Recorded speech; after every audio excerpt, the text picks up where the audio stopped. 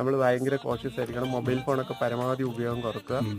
എന്നിട്ട് അതിന് വേണ്ടിയിട്ടുള്ള ചികിത്സകൾ നമ്മൾ ചെയ്യണം. പക്ഷെ നിർഭാഗ്യവശാൽ ഇംഗ്ലീഷ് മെഡിസിനിലൊന്നും ട്രീറ്റ്മെന്റ് ഇല്ല എന്നുള്ളൊരു വലിയ ഒരു പരസ്യവാചകം പോലെ എല്ലാവരെയും തലയിൽ ഇത് കയറ്റുന്നുണ്ട്. പക്ഷെ ആയുർവേദത്തിൽ നമുക്ക് ചികിത്സിക്കാം.